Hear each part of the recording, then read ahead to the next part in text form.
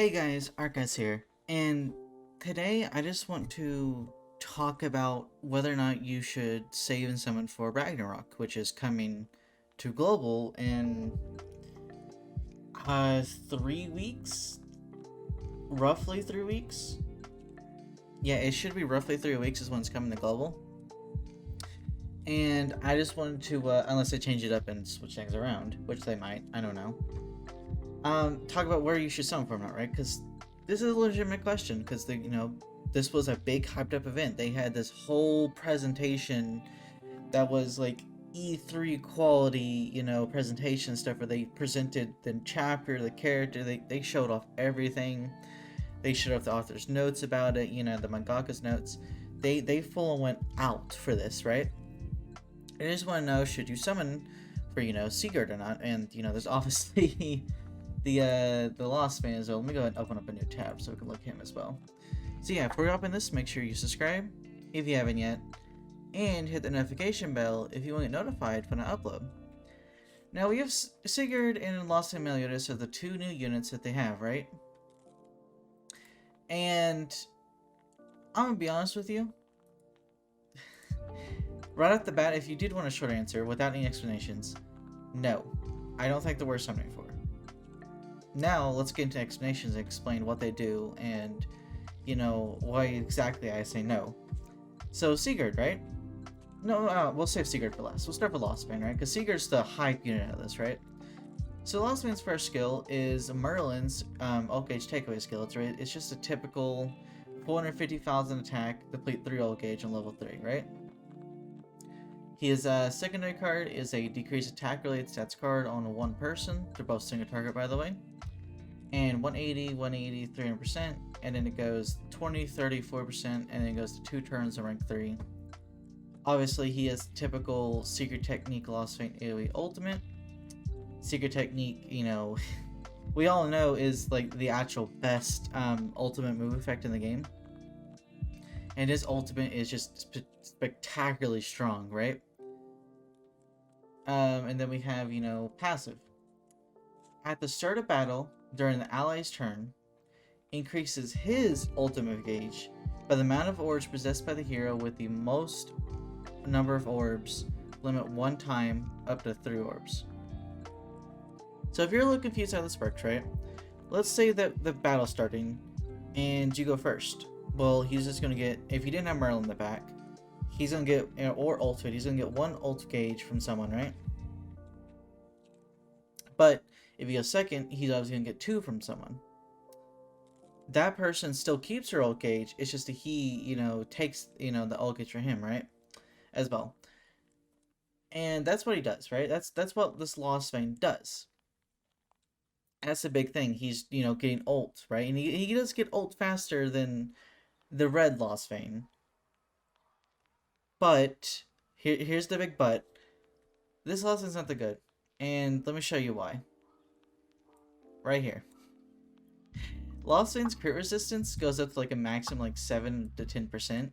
So he gets crit by the time. And the two biggest threats in PvP right now that you see all the time, Escanor and Bon, both which are critting damage units, and oh boy do they crit. They both have high amounts of crit chance, they both do high amounts of damage. This Lost Vein won't survive.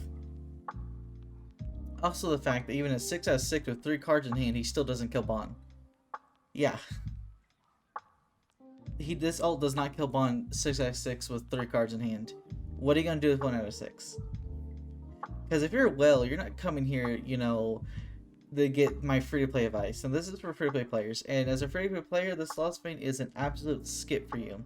You do not want this Lost Vein. Only reason you want him is if you like Meliodas and you like Lost Vein, and you want him for the collection. He is not good in PvP. He is not good in PvE because you probably already have another Lost Vein, red Lost Vein, that has multiple dupes into him. Unless you just got extremely unlucky, which, it happens, It is a gacha game, it is RNG based. There are chances you haven't pulled a copy of the unit. I'm just telling you straight up, this Lost Vein's not worth the gems. In the slightest. He's just not good at PvP. His ult at 6 out of 6 with 3 cards doesn't kill Bon. which is the biggest threat in PvP right now. Yeah, he's just not good. The Red Lost Vein honestly is better than him. And if he didn't have this crit resistance this low, he could be much better. But because the other Lost Veins are built specifically to be critted against and to take that crit against, upgrade his cards and do tons of damage. And the other thing with the other Lost Vein is he can ult and then do damage afterwards with his cards. This Lost Vein doesn't just ult and then do damage afterwards because he doesn't do that much damage with his cards. His cards are meant for support and control, right? That's what his cards are meant for. And his ultimate's just there for to be a big damaging ultimate. And he also needs some weight, you know, to help boost his ultimate, which was what his passive did. This Lost Vein's not good. Let's go move over to the big meat and potato, the meat and potatoes of this banner, the one, you know, that everyone likes, right, or is looking forward to. Sigurd, Crown Prince. I don't know if it's Sigurd. I'm calling him Sigurd. I apologize. Oh, hold on, how is it said? Ooh, okay, let's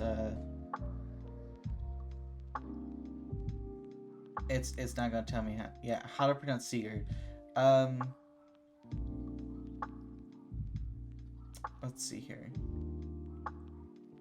It's not okay. Sigurd. Not Sigurd. It's Sigurd. Sigurd. Okay, Sigurd. That's how you say it. Sigurd. Okay, Crown Prince Sigurd. His first card, it extorts, right? It's an AoE damaging extort card. 15, 15, 25, 120, 180, 300%. You know, it's 2, 2, 3. It's a really good card. It especially helps his passive, and it also helps his second card, which is attacking card. Curse Strike. Inflicts amplified damage equal to 180, 270, 450% on one enemy.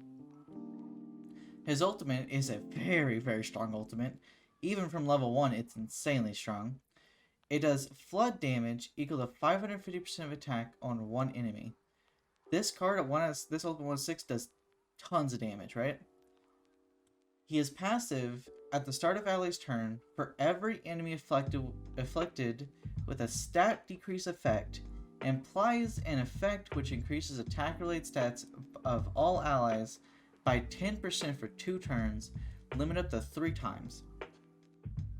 In addition, the hero is also demon race. This means he's both human and demon, affected by uniques and commandments, right?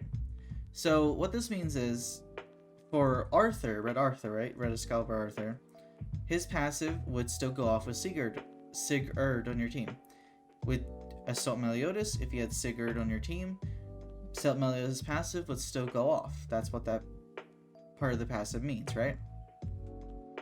The thing that's so good about him with his passive is that when he does his extort card, he gets all 3 of his attack-related stats up by 10, 10, 10. He gets 3 different buffs. Plus he gets a buff from here. That's 4 different buffs, turn 1, that he can get, and he can do Amplify with that, right? And in his cards, he does hit particularly strong. Like in the Assault Meliodas team, he is cracked on damage, right? He's cracked on damage. He is really, really, really good. Just like Assault Meliodas is. There's just one problem. It's not really a problem with him. It more shows the problem with balancing in this game, right? He can't take a hit from either Escanor or Bon efficiently. He's fragile in both of those departments, in that department there. And that doesn't really say bad about him. It says bad about the game balancing because Bon is cracked to the point where he just one-shots teams. No one can particularly tank a good hit from Bon, and no one particularly can tank a good hit from Escanor except for Bon. It just shows how broken when it comes to as DPS units those 2 units are. And that's just more of why I personally think Bon was a mistake. I love Bon. I love the Bon team. The Bon team is fun to play. I'm still gonna admit that Bon is cracked beyond the means, and he's obviously was a mistake in my mind. There shouldn't be that unit that powerful this early on without other units to back, you know, stay in the meta except for Escanor. But yeah, honestly, Sigurd is cracked. He's cracked beyond belief, right? It's just for the problem, in fact, that he can't take a hit efficiently enough from the two biggest DPSs in the game that are running around everywhere in both geared and ungeared. Ungeared more dominated by, Assault Mode and the one teams. Geared more dominated by Escanor and the Bond teams, right? So this is why I think you shouldn't summon. Because in all honesty, he's not worth it to pick up. He's really, really good on Assault Meliodas because he's a really good DPS. He's not so good. He's still good, but not as good on the Bond team. But it'd be better if you focus your gyms and stuff into putting either making the Bond team more efficient for you, the Assault Meliodas team better for you without him. Because I think it'd be better for you as a Assault Meliodas player as well to have a different unit than him, right? Or focus into your Escanor team. Focus into your main team rather than pulling for him, because in all honesty, he's not a must summon. He's not. If you use the Bond team, focus into your Easton / Grimoire / Arthur if right now, because the Bond is still out on global, right? And so I would just rather want to make this video right now instead of waiting for him to start coming to global before you decide to I make this video. Make it right now, so that you still have a long time to decide and decisions to make if you still want to focus on the Bond team or not. And I do recommend you still focus on the teams you want to focus on rather than pulling for him. The only reason I would say summon for him is if you want him for a collection, you like him. He's just too fragile in my book currently right now, and that's just because Bond and Escanor are just cracked over the top for DPS. But yeah, thank you guys for watching. I will see you guys next video. Bye bye.